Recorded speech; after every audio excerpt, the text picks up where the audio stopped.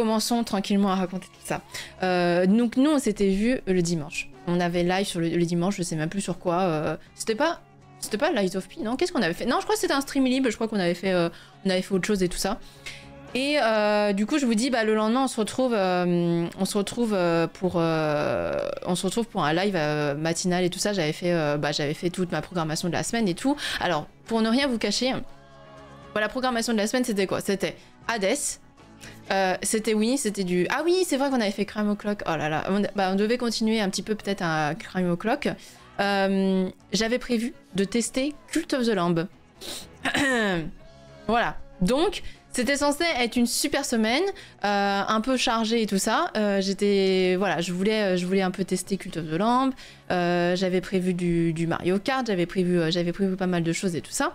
Mais le dimanche, du coup, je fais à manger, tout ça. Je fais des super pâtes carbo.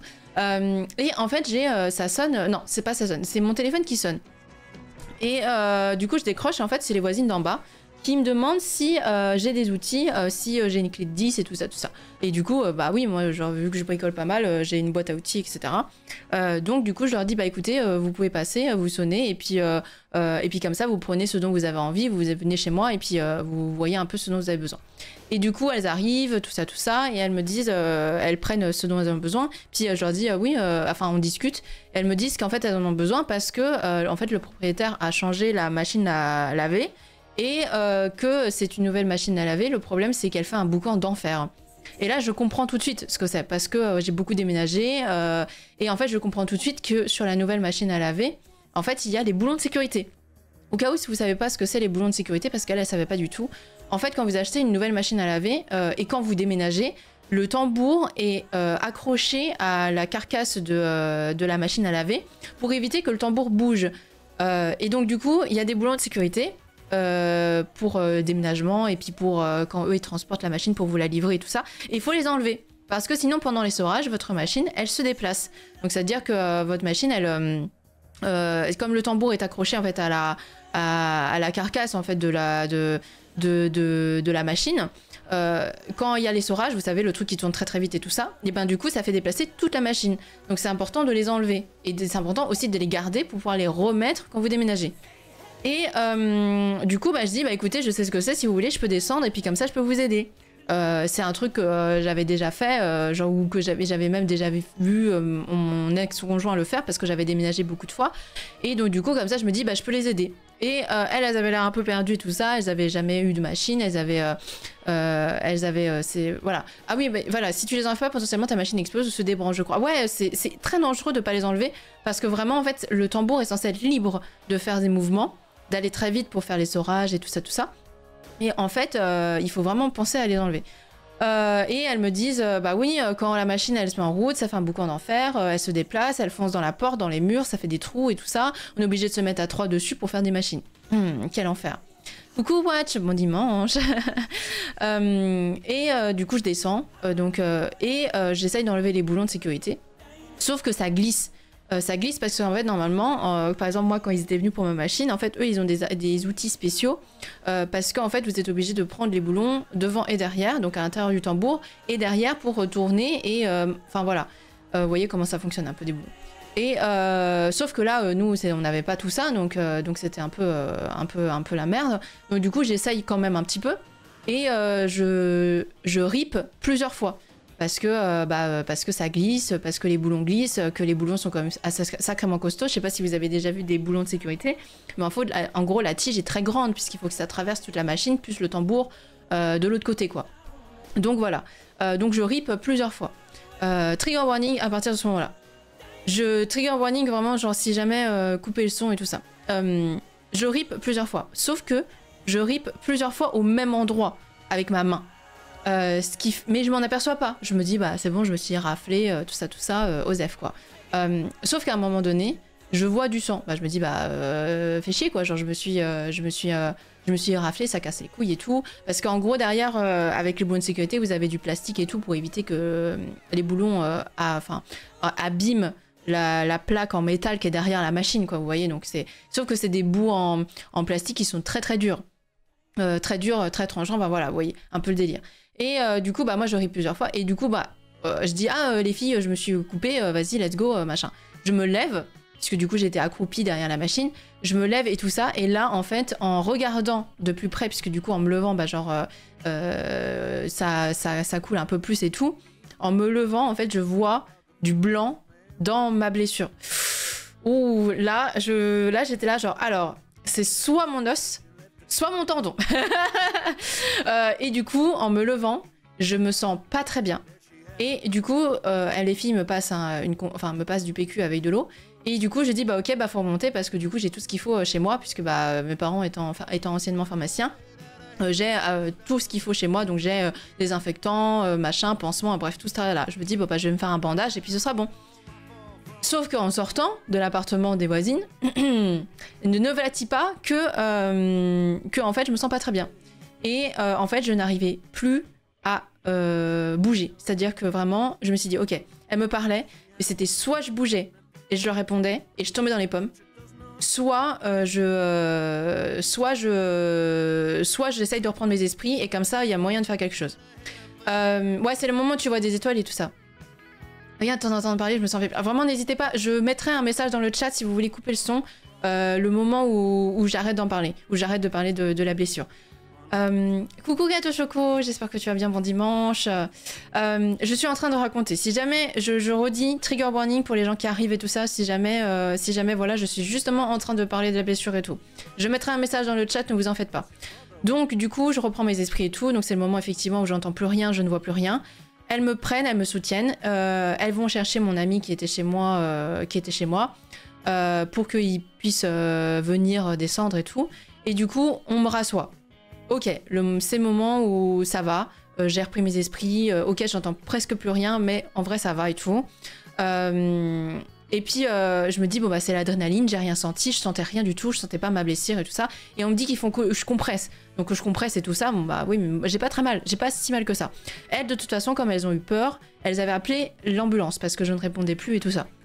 Donc de toute façon, dans tous les cas, elles avaient appelé l'ambulance. Moi, je me dis, bon, bah c'est bien, l'ambulance, elle va arriver, elle va me poser un bandage, un pansement, et puis c'est bon, on est reparti. Et puis après, ça cicatrise, et puis basta. J'ai de la chance parce que j'ai une de mes voisines qui... Coucou Lily, bisous, bisous, merci beaucoup, merci énormément. Bon dimanche. J'ai une de mes voisines qui est en infi, donc du coup, elles avaient des compresses, vous savez, imbibées d'alcool et tout ça, imbibées de désinfectant. Et donc du coup elle m'en passe une, tout ça machin, bon, bref voilà. Ça pique un peu, je vous cache pas que ça piquait un peu. Donc du coup c'était vraiment, ça faisait un peu mal. Et du coup l'ambulance arrive, tout ça, donc du coup elles prennent soin de moi, bref. Et mon ami était là. Et donc du coup les ambulanciers regardent et disent... et moi je leur dis, bah, est-ce que c'est grave, est-ce que j'ai besoin d'aller à l'hôpital et tout. Et est-ce qu'il n'y a pas moyen de poser un bandage et tout. Et là... l'ambulancière, elle me dit « Ah non, mais là, madame, en fait, il faut aller aux urgences. » Là, en fait, il faut tout simplement aller aux urgences. Bon, alors, ok, il faut aller aux urgences. Donc, du coup, mon ami remonte chez moi, il prend les clés, il prend mes téléphones, il prend mon sac à main, il prend tout. Et du coup, let's go, nous, on fonce. Enfin, je vais dans l'ambulance et tout ça. Donc, vous savez, ils prennent genre les températures, ils prennent tout ça. Ils me demandent une carte d'identité. Bref, tout le tralala. Et puis du coup, il m'amène aux urgences. Donc j'ai de la chance, mon ami me suit, etc. Je ne savais pas, parce que je ne savais pas trop comment ça se passe en Belgique, mais en gros, tant que vous montez pas dans l'ambulance, vous payez pas l'ambulance. Donc c'est-à-dire que normalement, mon ami aurait pu juste m'amener aux urgences. Mais là, franchement, j'étais pas en état de réfléchir. Je vous avoue, j'étais en mode un peu à me laisser guider. Du coup, je monte dans l'ambulance, tout simplement, et puis eux me conduisent et tout ça. Et puis bon, après, vous savez, hein, se passe... donc du coup, ils vous font le bandage et tout. Se passe la fameuse attente aux urgences. On est sorti à minuit et demi, hein, une angoisse. Hein, à minuit plutôt. Une angoisse. Hein. Donc du coup, le temps d'attente est super long, tout ça. Donc ils regardent, ils ne savent pas si le tendon il est touché. Enfin bref, voilà, vous voyez. Donc anesthésie pour pouvoir me... donc radio aussi. Bref, en tout cas, ils triturent à l'intérieur pour regarder, ce qui est absolument génial. Hein. C'est génial, ça fait pas du tout mal, c'est nickel. Et puis radio, ils mettent de l'anesthésie pour pouvoir recoudre et tout ça. Bref, voilà, tout se passe bien et tout ça. Je repars chez moi, juste le temps d'attente qui est un peu long et tout. Je repars chez moi et puis j'ai l'hôpital qui me rappelle. Donc on commence à manger, on mange enfin. L'hôpital qui me rappelle qui me dit, mais en fait madame, on vous a laissé partir alors qu'il vous faut une attelle. Ah bon bah écoutez, je reviens, hein, voilà, heureusement on avait presque fini de manger, du coup je reviens et tout. Et donc, du coup, il me pose une attelle et il me dit non, mais en fait, parce qu'en fait, il faut vraiment pas que vous bougiez le doigt, quoi. C'est pas possible, vous pouvez pas du tout bouger le doigt, donc il faut absolument que vous ayez une attelle et tout ça. Moi, je dis, bah, en fait, ils avaient en plus essayé de me faire bouger le doigt avant de me recoudre et tout, donc du coup, moi, je bougeais le doigt et tout ça, je vous jure qu'il y avait pas de problème, quoi. Donc voilà. Mais elle me dit qu'il faut pas que je bouge et tout ça, donc bon, elle me pose une attelle et tout, et elle me dit le lendemain on va vous appeler parce qu'il faudra que vous ayez rendez-vous avec la chirurgienne, parce qu'il faut quand même voir si ça a été touché ou pas de façon beaucoup plus profonde. Ok. Et donc du coup le lendemain, j'ai rendez-vous avec la chirurgienne, donc bon, mon ami travaillait et tout ça, donc du coup bah, j'y suis allée en voiture. Heureusement j'ai une automatique. Donc du coup, vous savez, j'enclenche les vitesses et puis après c'est bon, j'ai pas besoin de ma main. Donc voilà, et puis l'hôpital n'était pas si loin que ça. Donc normalement j'ai pas le droit, mais voilà. Donc du coup, je vais à l'hôpital, tout ça.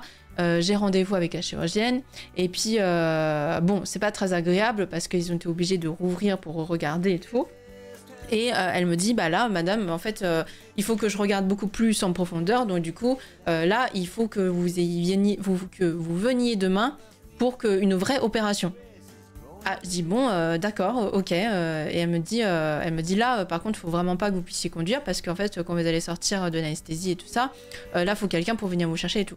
Ok, donc du coup, je m'organise, tout ça. Vous imaginez bien la galère que c'est de s'organiser quand c'est comme ça, quand ça arrive de façon aussi urgente. Et puis, je vous rappelle aussi que j'avais une magnifique manucure que j'avais fait pour le week-end d'avant pour le drag show. donc du coup aussi ça c'était, elle me dit est-ce que vous pouvez enlever vos ongles, alors je dis alors madame là non, vu que c'est arrivé en catastrophe, non, je ne peux pas enlever mes ongles parce que c'est du gel, donc c'est quelque chose de très solide, c'est à dire que c'est impossible d'utiliser un coupe-ongle. Donc du coup et puis si jamais je fais peut-être le moindre choc sur ma main et tout ça, c'est pas possible. Donc parce que normalement vous savez, il faut une ponceuse, enfin tout ça. Donc elle me dit bah tant pis, on fera avec et tout. Mais du coup c'est marrant parce que vraiment tous les infirmiers, infirmières et tout me demandaient si c'était possible de les enlever, hein. Vraiment c'était trop drôle. Et je dis bah là non, là c'est mort. Du coup bah, le lendemain j'ai rendez-vous. Bon, vous imaginez bien que c'est la galère hein, chez moi, hein, genre pour faire à manger, tout ça. Donc du coup le lendemain j'ai rendez-vous pour la chirurgie. Donc en fait quand c'est comme ça, c'est une anesthésie locale, donc c'est pas général. Mais en gros ils vous endorment le bras en passant par l'aisselle pour toucher les nerfs et endormir tous les nerfs dont ils ont besoin. En gros c'est un peu ça. Et du coup, moi je suis hospitalisée, machin, enfin, genre c'est en ambulatoire. En ambulatoire, ça veut dire qu'on reste pas la nuit à l'hôpital, c'est vraiment dans la journée. En vrai, ça se passe très bien, les infirmières sont très cool et tout. Moi, je suis juste crevée, je suis juste épuisée, parce que surtout que la veille, j'ai pas beaucoup dormi, la nuit d'avant, enfin, je me réveille très tôt, je me réveille à 7h du mat, des trucs comme ça, ou à 8h du mat, sans pouvoir m'endormir et tout ça. Et je suis juste épuisée. Donc vraiment, j'étais limite à 2 doigts de m'endormir dans la salle d'attente, je vous jure. Imaginez-vous aussi, je dois remplir les papiers avec la main gauche. Heureusement, je suis ambidextre, donc du coup, juste le temps de reprendre l'habitude d'écrire avec la main gauche, et donc du coup, basta. Mais bon, c'est quand même beaucoup moins pratique pour moi d'écrire avec la main gauche qu'avec la main droite. Mais j'ai quand même de la chance dans mon malheur, entre guillemets, c'est que je suis ambidextre, donc du coup, j'arrive à utiliser ma main gauche pour beaucoup de choses, sans trop de difficultés. Histoire de reprendre les habitudes. Et puis, et donc du coup, bon bah au bout d'un moment, ouais, je suis allongée et tout ça. Je suis quand même fatiguée. Vas-y, la vie de ma mère, j'ai qu'une envie, c'est de dormir quoi. Même quand elle est en train de me faire l'anesthésie et tout ça, j'ai juste envie de pioncer, c'est tout. Je sens mes yeux, vous savez, qui vacillent et genre moi qui m'endors. Et du coup voilà. Et du coup je demande quand j'arrive en salle d'opération si je peux m'endormir parce que vraiment j'étais à 2 doigts de pioncer. Et du coup j'ai pioncé pendant l'opération. Hein, ça on va pas se cacher. Ça a quand même, je sais pas combien de temps ça a duré. J'ai juste dormi. Coucou Xelafar, merci beaucoup. Bonjour, bon dimanche. Et donc du coup pendant l'opération, je ne vois rien bien évidemment. Il y a un champ chirurgical qui fait que je ne vois rien du tout. Je l'entends, donc elle fait son truc et tout ça. Et elle dit à la chirurgienne qui était à côté d'elle, elle dit comment c'est possible qu'elle n'ait rien senti. J'entends, moi je suis un peu dans les vapes et tout quand même, hein, vu que je suis à 2 doigts de m'endormir et tout ça. J'entends mais comment c'est possible qu'elle ait rien senti et tout ça. Et là elle me parle, elle me dit mais vous avez rien senti et tout. dis bah non, pas du tout. Et elle me dit comment vous êtes fait ça? Alors du coup j'explique, machin, tout ça. J'avais déjà expliqué la veille et tout, mais genre c'est normal, elle voit beaucoup de personnes dans une journée. Du coup elle me dit, je lui explique comment j'ai fait, donc j'ai ripé plusieurs fois, et puis comme je l'ai pas senti, j'ai ripé plusieurs fois au même endroit, donc ce qui fait que ça a sûrement enlevé les couches. Vous voyez ce que je veux dire, sans rentrer dans les détails. Et du coup elle me dit mais parce que là madame en fait vous en avez un qui est sectionné à 100% et un qui est sectionné à 75%. Et elle me dit c'est même étonnant que vous arrivez encore à bouger le doigt. Et je fais bah oui, j'arrive à bouger le doigt et tout, même aux urgences et tout ça, ils ont réussi à me faire bouger le doigt, ils savaient pas si c'était touché et tout. Et elle me dit mais comment c'est possible et tout, vous avez rien senti? Elle dit mais comment c'est possible même que vous ayez rien senti hier, machin tout ça, aujourd'hui et tout. Je dis bah je sais pas moi et tout. Elle me dit bah vraiment faut que vous fassiez attention parce qu'en fait vous avez un seuil de tolérance à la douleur qui est très élevé. Et que du coup en fait bah comme ça quand vous vous blessez en fait vous sentez pas, donc je dis bah oui moi je pensais que c'était l'adrénaline au début qui jouait et qui du coup faisait en sorte que bah je sentais pas grand chose, mais en fait c'était sûrement ça plus combiné à au reste. Coucou Meka, merci beaucoup, bon dimanche, des bisous. Ouais c'est un peu dangereux effectivement. Je suis arrivée après l'explication, donc ça surprend. Oh, oui, alors n'oubliez pas, trigger warning, tout ça, je l'ai mis dans le titre et tout, mais n'oubliez pas, je mettrai un message dans le chat quand j'aurai terminé de raconter. Hein. Si jamais vous vous sentez pas bien et tout, je fais un petit résumé. Je me suis blessée plusieurs fois en ripant sur un truc un peu tranchant, et donc du coup, ce qui fait que j'ai dû être opérée de la main et tout ça. Et du coup, bah, elle me dit bah oui, là en fait, c'est pas possible que. Mais en fait, elle en venait pas. Elle me dit mais c'est pas possible que vous ayez rien senti et tout. Donc bah moi, j'étais juste bah là, je sais pas moi. Écoutez, qu'est-ce que vous voulez que je vous dise moi? Et elle me dit bah en gros, ça me dit bah tant mieux hein, parce que au moins comme ça, vous avez pas eu mal et tout. Bah je dis bah oui. Mais bon, voilà. Donc du coup, là, elle me dit par contre, donc du coup, je m'endors hein, pendant l'opération, hein, voilà. Et à la fin, elle me dit bon bah du coup, c'est terminé et tout. Donc elle me dit je vais vous plâtrer le bras et tout ça. Donc et là, elle me dit mais là, vu à quel point c'était grave, elle me dit déjà heureusement qu'on a ouvert parce que du coup, effectivement, comme vous pouviez bouger le doigt, machin, etc., ça n'aurait pas suffi. Ce qui s'est passé aux urgences et tout, vous auriez fini par vous abîmer le reste. Et donc du coup, quitte à peut-être perdre l'usage en fait, puisque vous auriez pas occupé de ça, quitte à perdre l'usage de ce doigt. J'étais là genre nickel en tout cas. Et elle me dit du coup comme ça au moins c'est bien, j'ai pu ressoudre, j'ai pu faire une soudure et tout ça. Coucou Neko, merci beaucoup pour ce 10e mois. Attendez. Ah voilà. Merci beaucoup Aken, merci énormément pour ce 13e mois. Bonjour, bon dimanche. Trigger warning, je suis en pleine explication de la blessure. Si jamais je mettrai un message dans le chat quand j'aurai fini. Ne vous en faites pas, pensez à couper le son. Et du coup, bah, elle me dit bah là, écoutez, on se revoit dans 2 semaines. Donc c'est 2 semaines de plâtre, vraiment immobilisation. Et 2 semaines peut-être après d'attel si ça va mieux, et après 2 semaines de rééducation. Donc ça veut dire c'est presque 1 mois et demi avec cette connerie. J'étais là genre non mais en fait c'est pas possible. En fait il faut que je puisse faire des choses. En fait je crois que vous avez pas compris.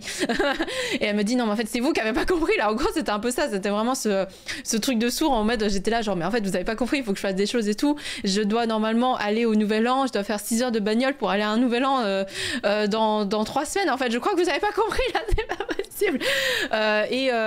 J'avais plein de rendez-vous. J'avais une semaine d'enfer cette semaine. Enfin moi j'avais plein de choses à faire quoi. J'avais plein de choses et tout.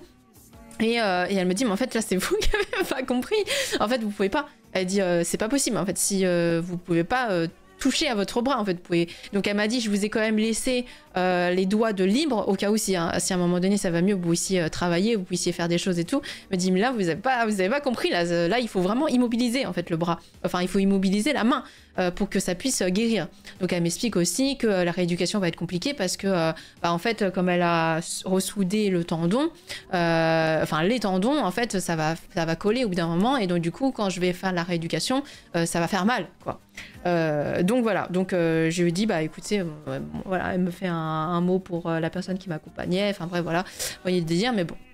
Donc j'ai rendez-vous avec elle dans 8 jours, donc la semaine prochaine. Oui, voilà, un peu j'ai la révision de la voiture et tout ça. Je devais aller voir mes parents le 28 décembre et tout. Bon, je me dis peut-être que je pourrais faire la route quand même. C'est 3h30, c'est pas non plus la mer à boire. Je l'avais fait aussi quand je m'étais fait opérer, quand je m'étais fait stériliser et tout ça. Donc il y a moyen que je puisse faire quelque chose. Bref, on verra bien. Et bah du coup, effectivement, le premier jour, un peu compliqué, je vous avoue. J'avais envie d'utiliser ma main, mais ça faisait quand même un petit peu mal. J'essayais quand même toutes les 3-4 heures de tendre un peu les doigts, histoire de quand même un tout petit peu décoller pour faciliter la rééducation plus tard, de au moins pas rester genre en mode je ne forçais pas, hein, c'est-à-dire que vraiment. Mais voilà. Histoire de faciliter la rééducation dans plusieurs semaines. Ce qui fait que maintenant, en vrai je crois que ça a plutôt bien marché, ce qui fait que maintenant j'ai beaucoup moins mal quand je le bouge, donc je pense que ça a été plutôt pas mal de faire ça, je sais pas du tout. En fait le problème c'est que, comme je sens pas la douleur, en fait je sais pas, j'essaye de faire attention parce que je sais pas si c'est censé me faire mal ou pas. Bref, vous voyez un peu, c'est un peu le délire maintenant, je suis un peu là genre en mode ok well, je sais pas trop si c'est censé me faire mal ou pas. Voilà. Donc, mais heureusement j'avais quelqu'un qui était avec moi, donc c'est pour ça que je vous ai dit, ne vous en faites pas, j'étais pas seule et tout, donc quelqu'un me faisait à manger, même si en vrai, en fait, je faisais quand même à manger. C'est juste que par exemple, hein, à un moment donné, j'ai fait des courgettes et des tomates. C'est juste que par exemple, les tomates n'étaient pas coupées de manière super belle. Hein. C'était coupé un peu à l'arrache avec ma main gauche, mais nique sa race. Hein. Vraiment, j'ai pu faire le lit, j'ai fait les machines, j'ai fait la vaisselle. Enfin voilà, je veux dire, finalement, j'arrive à faire beaucoup de choses chez moi, mais effectivement, ça me fatigue mentalement. En fait, c'est plus là où en fait c'est un peu la merde. Donc attendez, je vais mettre fin du trigger warning.